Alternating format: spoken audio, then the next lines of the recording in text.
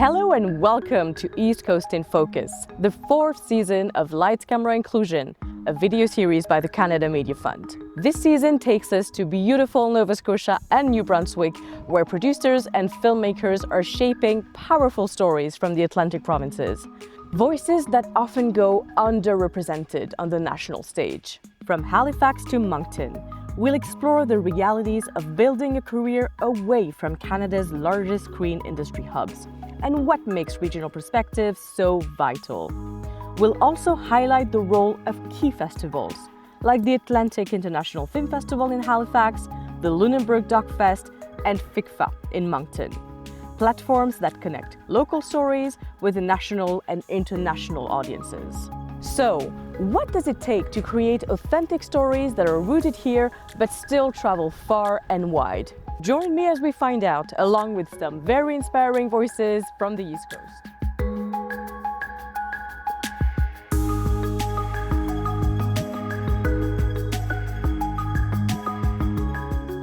For our second episode, we stay right here in Halifax to spotlight four key creative voices shaping Nova Scotia's screen industry. From storytelling rooted in African Nova Scotian history, to Indigenous and Two-Spirit perspectives, and the producers bringing local projects to national and international audiences, these conversations reflect the range and depth of talent driving the province's screen sector forward. We begin at the Africville Museum, where filmmaker and community leader Juanita Peters reflects on the role of storytelling in preserving Black Nova Scotian history and shaping the future. She's later joined by filmmaker Andre Anderson to continue the conversation on collaboration and cultural expression.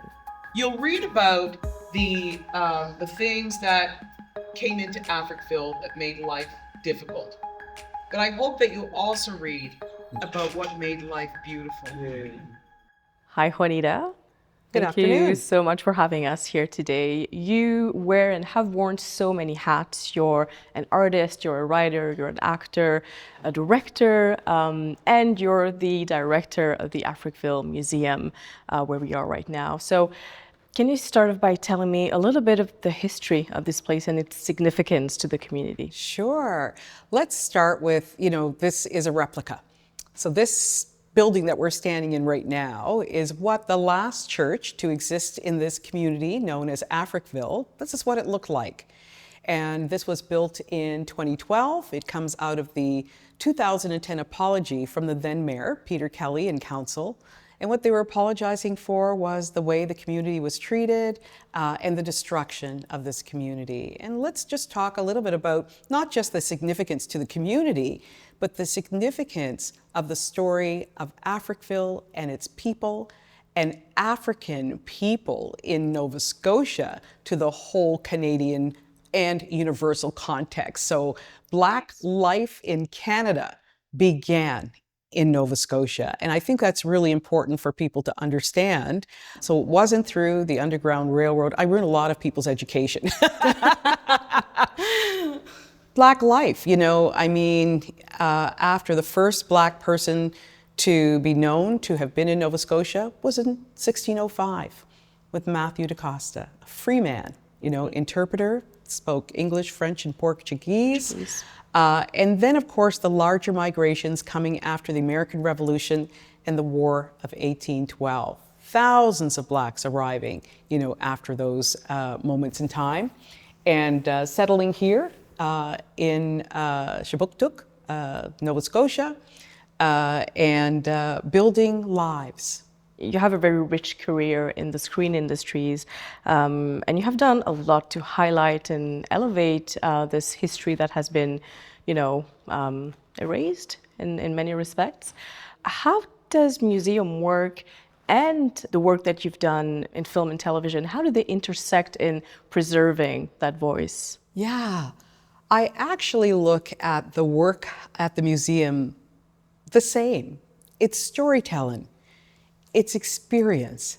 How do you give people the best experience to be able to understand the importance of a story, right? So that's where I come in and I look at the different ways that we can give that story. Am I telling the story? Is somebody else telling the story? You're bringing somebody in who actually experienced it. Are we actually going out on the land so you can walk the land and feel what the land gives us for free? Are we having other experiences on the land? Are we bringing people to the land to do things, right? So what are the different ways that we can engage people, make them part of the story, make them feel it, give them opportunities to dig a little deeper other than, what you would see in a book or see in a film, Now at the screen industry level, what should be done to better recognize the unique perspective of African Nova Scotians? I think there's a lot that can be done. And I've always said it's not rocket science. There's so much more history from our Indigenous brothers and sisters and African Nova Scotians, and yet we make not even 1% of the product that is produced or on the screen. And it's not because there aren't great writers. It's not because there aren't great storytellers. In fact, that is our strength. We were oral story takers for many years. There has to be opportunities. I'm constantly trying to just open doors and slide doors open and walk people through little areas that they normally wouldn't even know existed. So finding ways to create more opportunities, number one. Number two, find out how you get access to the people who need to know about it, right? So if you have something and those potential new filmmakers or writers don't know anything about it, what happens is nobody applies and people say, well, we tried and nobody came. There's no one. Mm-hmm. There's no one. You come to the people that are doing it and say, how do we reach out? The community has known great trauma, but there's also so many beautiful stories as well. What stories do you feel are more urgent to tell today? Well, we're in a very strange time right now, where what was old is now new again. So unfortunately, we have a generation now who is combating the same things that our grandparents were combating in terms of divisiveness. How do you divide people? How do you divide and conquer? How do you make people look at others in negative ways? So we have a lot of work to do, and we're hoping that this period of time passes very, very quickly so that people can get on with living their lives and living their best lives and talking about the things that matter most. Thank you so much, Juanita. Thank you. That was great. Andre, thank you for joining us. Welcome. Thank you for having me. Yeah, so you are a documentary filmmaker and a 10th generation African Nova Scotian. So this place, I'm sure, must have special meaning to you. What is it? What's the significance of this museum to you? Well, one of my ancestors, William Brown, was actually one of the co-founders of the community of Africville, one of the first people to buy land in this community. And so when I come to this place, it really takes me back to thinking about him and his legacy and how it's impacted me today. So you two are from, different generations, but you have many things in common, and that includes you're both, artists and activists. So could you tell me about the importance of the community in your work? I would say my work is very much community-driven and identity-driven.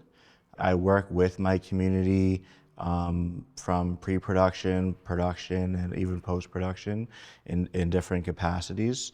And I really want to involve my community on the journey that I'm on professionally.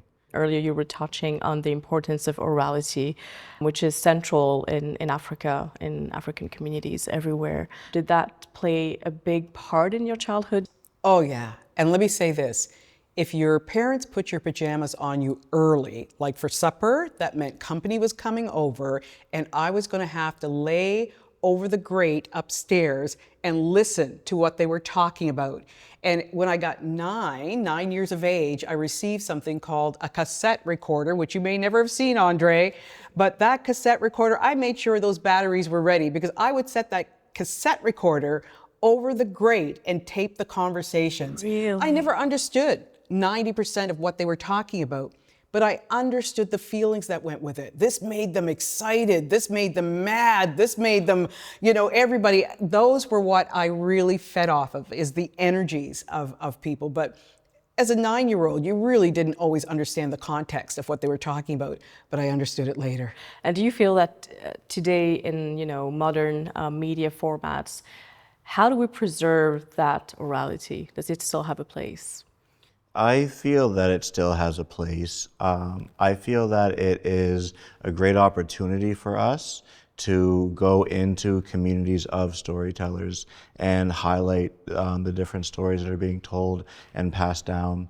I still have a lot of faith in my stories and my community stories getting out there and on a national stage, on an international stage. I believe that the content that we have in these communities is that valuable and that important. And what do you feel is most needed right now in this current context to support, filmmakers such as yourselves, to elevate those voices? I think that the biggest thing that is needed is the understanding that anybody can get into the industry. And nowadays there's less barriers to just making skits and sketches and recording different scenes together with you and your friends and practicing those skills and honing those skills. And I think that what holds people back is thinking that, I have to be a certain level of professional to start. But really, we all start as beginners and we all start as people that enjoy the craft. And so I think that what is needed is more people to embrace that. Mm-hmm. So you were speaking a little bit about the stories that you want to tell. There's one that really struck me about mental health and young Black men in the community. Tell me a little bit about that project. Sure. So this project I'm working on, it's really a bigger concept around mental health in African Nova Scotian men that I'm doing a couple of different projects on. I just felt that this was an area in my community that needed to be focused on in order to properly heal our community from the inside out. And that's really the vision for it. We're diving into mental health, we're diving into talk therapy, we're diving into fatherhood, we're diving into a lot of important issues that we have community members that can share their reflections on. Mm-hmm. How do you feel about that, Juanita? This is the kind of work for me that is so important. And it really takes a young male to be able to talk to young men about this. Mental health in the African Nova Scotian community, especially with men, is something that is very unique. We're talking about, people don't realize how long African Nova Scotians have been here. We've been here for over 400 years, and that entry into this life was never what it was promised. And we're learning so much more about how trauma transfers from generation to generation to generation. And nobody knows that better than our Indigenous brothers and sisters as well. You don't have to experience it yourself. Your parents, while they are carrying you, your mother, has had that trauma, affect her, and then she passes it down to her. And it's very hard for people who are living through it always to articulate what that is, because it's so deep in them, right? And it's predetermined in some cases. So this work is very, very, very important. And you always hope that people like Nova Scotia Health, Association of Black Social Workers, there's just so many agencies here that you hope are contributing to the work and helping with the work, because it'll never be done. But we have to keep trying to get one step closer to helping that next person, right? So the work that Andre's doing right now is essential in order for the next generation to be feeling more confident about life. Mm-hmm. Better equipped. Yes. Yeah, absolutely. Yeah. And what gives you hope? I think what gives me hope is staying connected to my community. You know, I see a lot of great stories and a lot of great figures and a lot of great tales of the time that really keep me inspired to continue telling these different stories and showcasing, you know, my perception of some of these different stories. I think that by staying away from community, that's when my energy can start to dissipate. Interesting. So it's like a perpetual nourishment. Exactly, exactly. Thank you both so much. Thank you. Thank you. Thank you. Thank you, Andre. At a panel organized by the Atlantic International Film Festival, filmmaker Breton Hannum discussed their latest film and shared perspectives on storytelling, identity, and community. After that, we had the chance to talk more about the ways in which stories connect people to land and culture. We were later joined by Jason Levangie, one of the producers of Breton Hannum's newest feature. Hi, Breton. Hi. So your latest film premiered at TIFF, and then you got to present it at home at the Atlantic International Film Festival. The title in English is At the Place of Ghosts, but I'd like to hear about the original title in the Mi'kmaq language and what it means. Yeah, it's Skidede Mujuegadik, and it means at the place of ghosts. In the case of this story, it is the forest that the siblings go into and experience time as if it were cycles and seasons that sort of are more cyclical than linear. Was it different to be presenting the film here in Nova Scotia? Yeah, I mean, I think it's always different when you're sharing a film like with the hometown crowd, so to speak. You know, TIFF is awesome and great, and that was like a fantastic experience to watch the film for the first time with like an audience ever. But you know, I leave Toronto to come back here, and here I am. So you know, you hope that the people here from community, you know, Indigenous community, queer community, filmmaking community, like the film, because otherwise, you know, where am I going to go? Talking about land, could you tell me what place does land hold in your specific way of telling stories? In regards to the stories that I like to tell or try to tell in tandem with community are all rooted in place, they're all rooted in land. The land is the first teacher that we have. It provides shelter, it provides lessons, it provides medicine. You know, without it, we literally don't exist, which seems to be a strange concept for people not to understand, but sometimes people struggle. And your work is groundbreaking in many ways, Breton. What are some remaining barriers, though, for Indigenous and especially Two-Spirit creators, do you find? Well, there's lots. There's lots. The things that I do are just a stepping stone. It's just the beginning of a pathway that I hope gets cleared for people to come after, for more voices to step out, to step forward, and to be heard. There's still issues of training, mentoring, infrastructure, learning, and then as far as, you know, we go talking about how films are made, decolonization of the process of making films and the process of sharing films. That's work that, you know, I've barely touched on that, and there'll be better people than me that will come along hopefully and contribute to expanding that conversation. And you do yourself a lot of mentoring. You're involved with a lot of emerging filmmakers. What responsibility do you feel towards the next generation? Everything that is done that I do thinks of the future.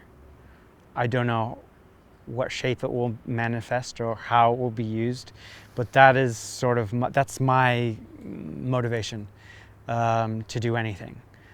So when there's a film created, making sure the cultural components, you know, the Ulnowe, Indigenous Mi'kmaq ways of knowing and being and understanding the world are implicitly embedded in the story, and that can be picked out and shared in the future. It's a message to the future. Absolutely. And do you feel that there's more of a place now for that kind of storytelling? Do you feel more welcome, more wholly accepted in a way? Yeah, there's definitely a shift in the past, I'd say decade, 5 years, depending on where you sort of pinpoint things. But recently, very recently, there's a shift that there's an openness. People are either hungry and eager to hear Indigenous ways of understanding the world and existing with the world, two-spirit experiences, that go beyond simple sort of, I would say, separating the world out into parts. But like, what are those other ways of being and knowing and existing? And it's something I think that, people are eager to hear. And, there's over 500 nations in Canada. In Turtle Island, there's over 12. That's a lot of nations, and we each have our own individual cultures and ceremonies and languages and roles. Some are related to each other, but they're all expressed differently, and they all have something to contribute. And that's only Turtle Island. Across the world, Indigenous peoples have that knowledge that has been kept and stored and is waking up, I think, slowly, that the world is in dire need of. So working on that project, what are some of the challenges that you encountered and how did you overcome them together? Oh, every movie is a massive challenge. It's time over money, over people, and creative hopes and wishes and dreams. It's like making a production, turning the written word into pictures on the screen is a series of compromises that a bunch of talented people sort of make together.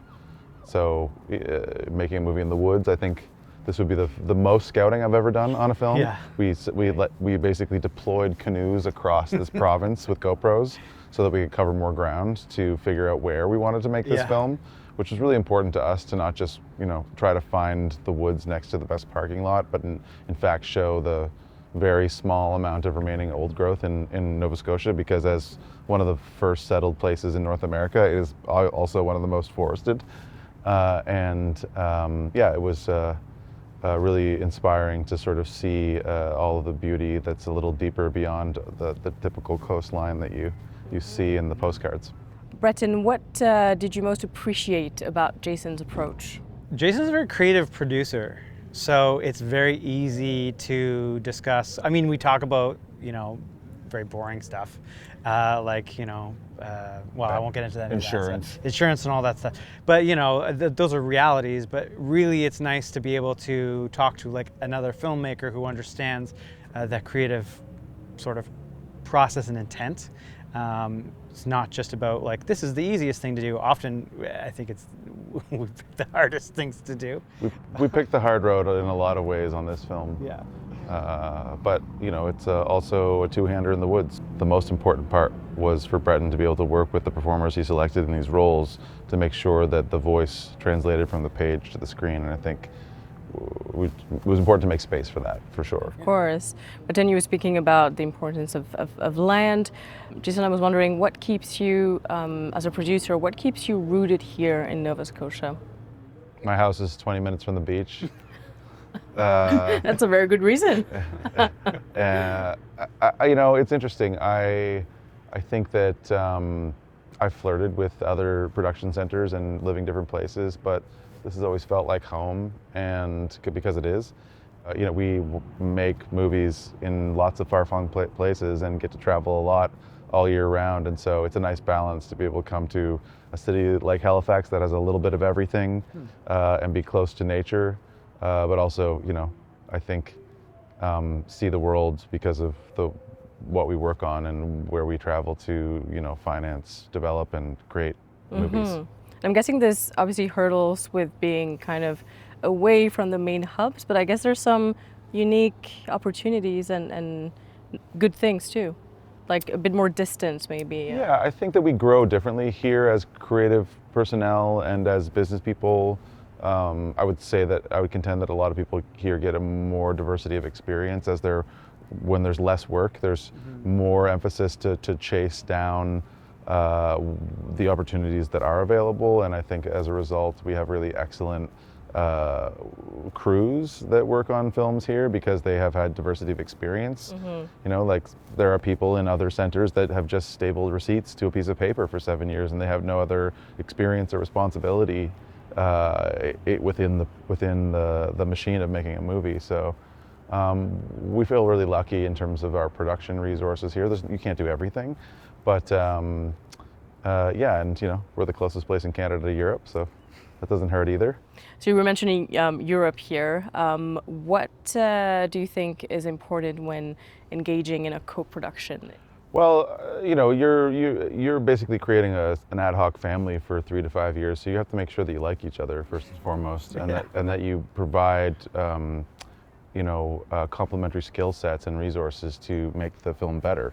I think some co-productions probably are for the sake of it and don't always work as well as a result. But on this film, we were very lucky to have a incredibly supportive partner in Belgium who really got the story and wanted to share it with their territory and their part of the world. And it's a very Nova Scotian story, so that wasn't an easy feat to get the funders and broadcasters in Belgium and on side with a very Indigenous Canadian story. But I But as think they say, they're a good very, story is a good story, right? well, and I would also say that like we always chase storytelling in the realm of things that we haven't seen before, and I think that ended up where what was initially a challenge became a huge advantage to the film in the end, and the audiences that will eventually see it in Belgium and Germany and the rest of Europe, because we are sharing something that, you know, everybody standing here probably knows a little bit more about than a lot of the audiences there.